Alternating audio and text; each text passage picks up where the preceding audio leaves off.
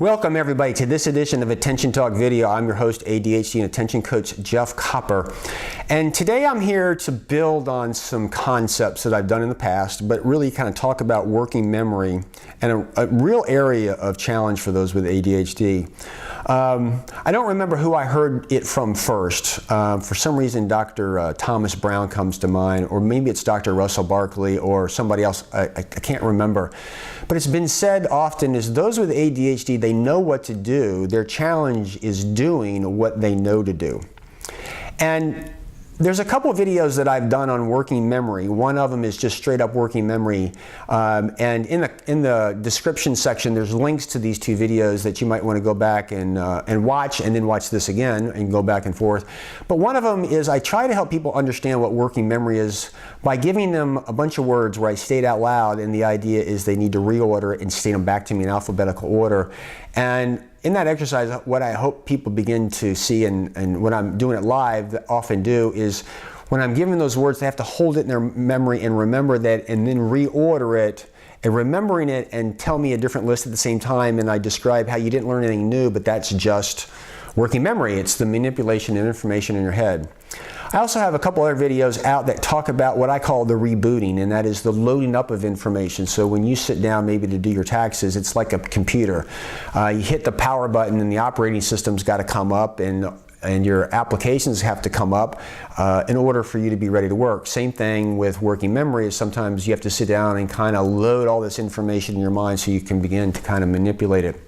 And so that brings us to the point today. The area that I've found that's fascinating to me, those with ADHD, they have difficulty reconstructing maybe a thought, a concept, a process from the past, or they have difficulty constructing a simulation of what things might look like in the future.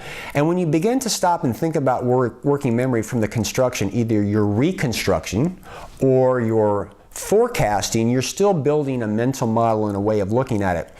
And the one thing about memory that's interesting to me is we don't remember things as I understand it specifically.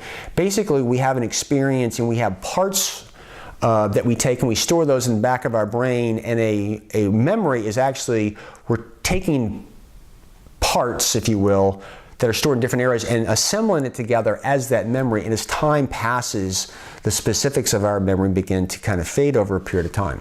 So here's where I'm going with this, is that I find in coaching those with AD, it's the reconstruction of a thought or a memory, or the construction of the future that they have some difficulty with, which is very much working memory based.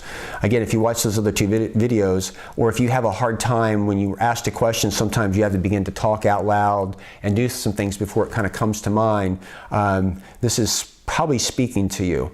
What I find in these situations is this is where we really need to reach outside and find other things where we can get it outside, we can have the picture, we can have the reminders so that we don't have to recreate it. Because it's actually interesting when you think about it.